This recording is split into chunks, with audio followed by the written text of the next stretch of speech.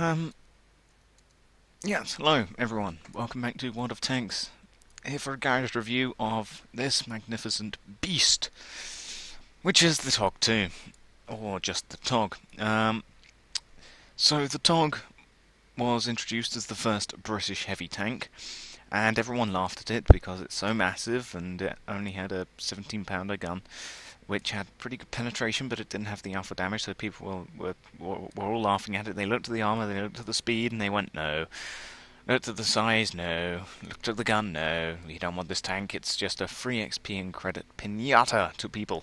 But as it happens, the TOG is not that. The TOG has got 1400 hit points, which is more than a Tier 8 tank destroyer, such as the 88 TOG, which has only got 1300. It's comparable to a Tier 7 heavy tank. Because if we go tech tree here, and we look at, say, where is one? Where's the Russian Tier 7s? Here we go. IS has got 1130. It has, I think it's like 1300 with the IS 122 to mount the 122 D25T. So yeah, with this turret it's 1300, and that's a Tier 7 Russian heavy tank. This is a Tier 6 British heavy tank, so it has got a lot of health for its tier. It has like double the health of other heavy tanks in its tier. I mean, 960 for the Churchill 7, 950 for the Jap Tiger. So yeah, it's a very it has a lot of health. However, it weighs 82 tons, almost 83 tons, 85 maximum load limit with its TOG II suspension, which means that it only has a 600 horsepower engine. It has a 7.23 horsepower per ton ratio. It is going up a hill in this tank is no. It's the second slowest tank in the game, with only the next slowest being the T95, the Doom Turtle. I think it is. There it is. T95 Doom Turtle, which has got a 5.07 horsepower per ton ratio and goes at oh no, wait, how long? What's the upgraded engine? 510 horsepower compared to 440. So yeah, it's going to have about the same horsepower per ton ratio. And where's the speed? Mobility.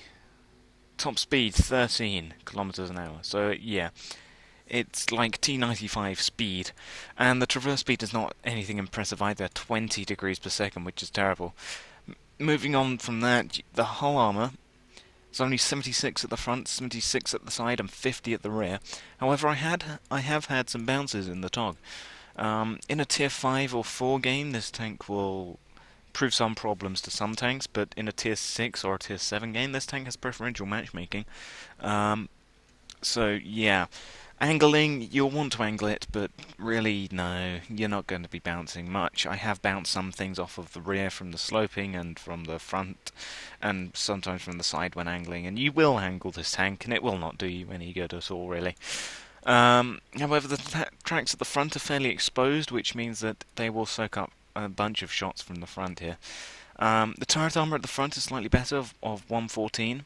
76 at the side and 53 at the rear, so yeah, still, then again, not particularly well angled. The turret is the same as the Challenger turret, so let's go Britain Tank Destroyer, Challenger, here you go. The turret is the Challenger, 101 at the front, so it's a sort of modified version of the of that turret. Wow, that's not armoured at all.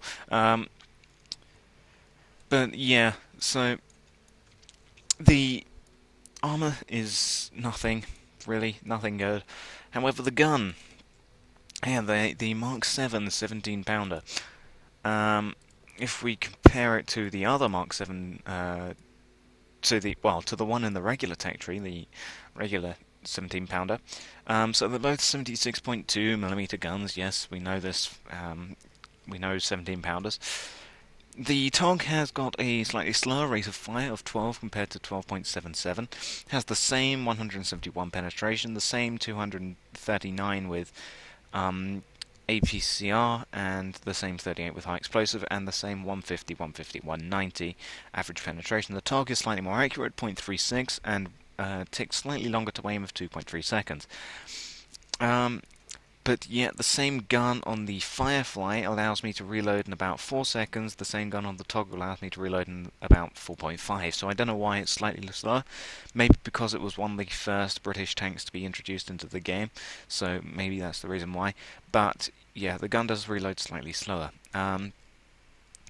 So, yeah, 12 rate of fire rounds per minute, 32 degrees per second turret traverse, which is pretty good, 360 view range, which is pretty standard, and 570 signal range, which is standard for these tanks that I have here. So it's about standard tier 6 signal range, apart from the Skoda T40 and the Type 64, because they're a light. Because that's a light tank, and that's like, I don't know, something Czechoslovakian, so I don't know, explain that to me. But yeah, so the TOG, the whole reason of the TOG was that it was introduced to the game to sort of soak up damage. That was the official statement. The official statement was that it has so much health because you're basically meant to be at the front somehow of an assault and take all of the hits for your team. The team will then kill the things, and you'll continue on your merry way with still 700 HP left. So yeah, half health on this tank is the same as about full health on a tier 5 heavy. So, yeah. And even when you're getting into low health, that's still 400. That's still 400 health. So that's the same as like a tier 4 medium still. So, yeah. But moving on from that, consumables, premium fire extinguisher I'm going with because I have 41 in depot. What am I going to use them on? So I put them on this and the 88 Jagdtiger. So yeah, because this has so much health, a fire will take down your health very rapidly. It won't kill you, but it'll leave you on enough health that you'll only be able to survive a couple more shots. So yeah, premium fire extinguisher. Only that and the Jagdtiger is the only ones I use it on. It carries a lot of rounds, 144, which I don't know what you're going to do with all those, but look at it. I mean, I suspect the shells are mounted just in front of the jacuzzi, and also just in front of the intercontinental ballistic missiles that are mounted in the TOG. But yeah, somehow you're able to hold 144 rounds.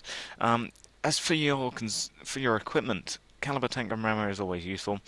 Wet ammo rack if your ammo rack keeps getting damaged. Whoops. So yeah, if your ammo rack keeps getting damaged, and it does seem to for me, the ammo rack does manage to get damaged somehow. Caminet, no, you'll not want to keep moving at all. You want to keep moving. Binos, no. Once again, sure, the 17 pounder is accurate, and it does have the penetration, and you have premium matchmaking, so the maximum you'll see is tier 7s. So yes, you can sit back and snipe, but by the time you've actually got to a position to snipe, the battle will have moved on from that. So, pretty much with the TOG, if you go the wrong way, you're screwed. Because you don't have the speed to actually turn around and get to another part of the map. So, don't bother with binos. Coated optics, yep, they're always useful. Gun lane drive, you don't need it, really. 2.3 seconds is pretty good. It's certainly not particularly fast, but it's pretty standard. So, yeah, you want to hold off on getting aiming enhanced gun lane drive. Suspension, yeah, sure. You may want to keep moving. If you keep getting set on fire, then sure. Toolbox to help with that repair speed is always useful. Same with improved vents is always useful. And the super heavy spall lineup because plus 50% of armor protection from ramming and explosions and protection of the crew from injuries. So, this is an artillery magnet, pretty much, because look at how big it is. I mean, you thought this thing was big? That's nothing compared to this. I mean, you think box tank is big. Actually, it is pretty big. Yeah, it's pretty big, actually. I mean, it's about as tall... Well, no, it's slightly taller than the TOG, but it's certainly less lengthy. But this is still a very big tank. But this tank is just big. So yeah, the super heavy spawn liner means that pretty much either a direct shot from artillery is going to do damage, or it'll land next to you and not do anything really. So super heavy spawn liner means that you will take damage, but only if they get a direct hit, and even then it will protect you 50% from their explosion. So yeah, and just a history of the TOG here from memory. Don't have this written up or anything, but the TOG didn't normally have this turret on it. These doors, and you may see the doors and go, okay, you must have some pretty big Americans to fit through those doors, but yeah, so they're very big doors. But you see how it's got that cutout area around it, which means that this is a weak spot. I mean, it's only 76 millimeters from the side, so it's not the whole side is a weak spot, but this is a particularly big weak spot. And this was going to have a side sponson, like the Mark IVs in the Great War in World War One, the old World War One tanks, because TOG stands for the Old Gang, and the TOG was designed by the same guys that built the World War One tanks, and they were still adamant on the idea that it's going to be trench warfare. You know, it's going to be 1914 to 18 all over again in the Second World War. So they designed this thing, the length to cross trenches and the speed to keep up with the infantry. And it was going to have side sponsons on either side, and on the top it was going to have a Matilda turret with a 2-pounder in it. And just for reference, it was going to have this turret on top with this gun, except it would have had the stock gun. It would have had the 2-pounder Mark 10 probably. It wouldn't have had the Little John adapter, but it was going to be this turret on top of this tank with side sponsons, which would have also had 6-pounders, like the World War One tanks. And then they decided, no, actually, we're not going to do that, because Yeri's bringing out some bigger things, and we need a gun to fit on it. So, seeing as we have the hull already, we'll just remove the sponsons and just keep the massive doors, because the massive doors here would be to bring the ammo from inside the tank into the sponsons to fire out the gun, which is why they had the big doors. And so they instead fitted the Challenger turret on top, stuck a 17-pounder in it, and said, right, good job, chaps. T-brake. They mulled over it, thought, nah, and then, yeah, the only ever thing that they built was the TOG II, which you see in the Bovington Tank Museum. So, yeah, that is the history of the TOG. So, the TOG does have a very large crew. As you can see, they're party animals. They've got their own jacuzzi, and in case of nuclear warfare, they're intercontinental ballistic missiles. So, you have got 2 loaders, which, even though it's only a 17-pounder, you know, the more the loaders, the merrier. The more shots you can get off. So, normally, I would be training... excuse me, I just dropped some tea. Oh dear, I seem to do that. So normally, I would be training, or have trained, the 6th Sense. However, because you're in a TOG, you sort of just assume that everyone knows where you are. So instead, I decided to go with Eagle Eye, because I've never actually used Eagle Eye. I've always started training it, but none of these tanks that I have, I've actually finished training my first skill yet. So, yeah, managed to finish up with Eagle Eye, and that's always useful because you can see what damage you're doing. That combined with Deadeye means I'm doing lots of critical damage, and so I'm now starting to get Brothers in Arms because, you know, TOG. And I've somehow managed to get a steel wall 3 times with this guy, and I have high caliber. Yeah. So skills, yes. 6th Sense, don't really bother. I mean, you sort of assume people know where you are in the TOG, so yeah. Jack of all trades, possibly. I did have the commander have Jack of all trades already researched, and then I decided to switch it out instead for Eagle Eye. Recon's always useful. Mentor, I don't see the point in, and of course your common skill, so Brothers in Arms. With the gunner, I'm going Deadeye, because Deadeye with Eagle Eye means that you will see the amount of critical damage you're doing to infuriate the enemy tank that you're shooting at. And I'm now also going with Snapshot, because the TOG is very good at firing on the move, because it's so slow. Because the TOG is so slow at moving along, it means that you're not really going to have that much flare happening from your gun, so you'll be able to put some pretty accurate shots whilst firing a move. It's like firing a battleship or a ship on the sea.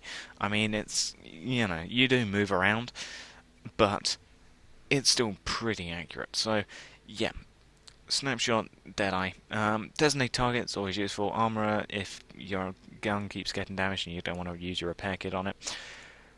Um, Going with clutch braking for my driver, and then I'm going for off-road driving because the TOG is already slow. I don't want it to get to be going even slower on off-road on well medium and soft terrain. So yeah, gonna want that. Preventive maintenance if you keep getting set on fire. Prove accuracy whilst firing on the move, that'll probably be the next thing I get, smooth ride. Controlled impact, you're not going to get enough speed to actually hit stuff with the TOG, but if people do insist on I was gonna I was gonna say crashing, then I was gonna say ramming, and then I was also gonna say something else, which meant I sort of was like, people are gonna keep, but no, if people do insist on driving into you, then sure, controlled impact, but no, I would say don't bother. And then, of course, your common skills. With the radial operator, I have gone with situational awareness to extend the view range. Then I'm also going brothers in arms because brothers in arms. Signal boosting is always useful. Relay always useful. Call for vengeance, possibly. I think you may want to get some of the more essential skills, and then of course your common skills as well.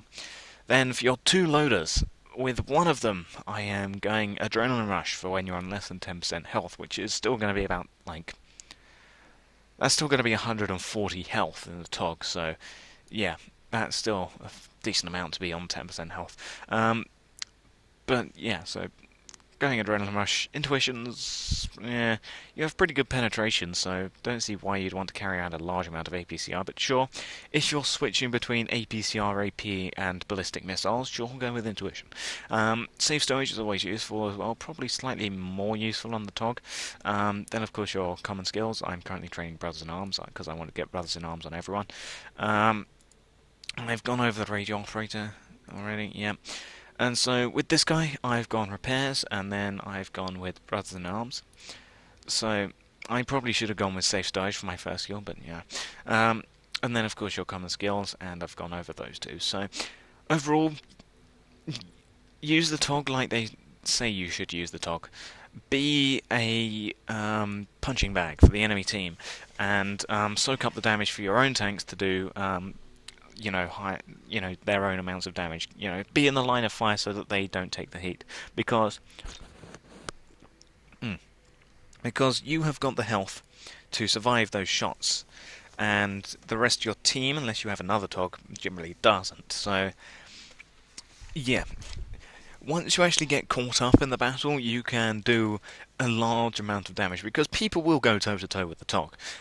They will sit in front of you with their 390 alpha damage Russian 122mm guns, but you will be able to kill them. They will do a large amount of damage to you, but you will be able to kill them because after they fire their 390 average alpha damage guns, they've got to reload for about 15 seconds or something, at which point you can keep peppering them full of holes and you'll be able to kill them before they can get off another shot. So, yeah, like I always say about the 17-pounders, it's not about the alpha, it's about the DPM, and that's very much true with the TOG. So, yeah, get out in front, use your DPM, and take the hits for your team. And I will thank you for watching, and goodbye.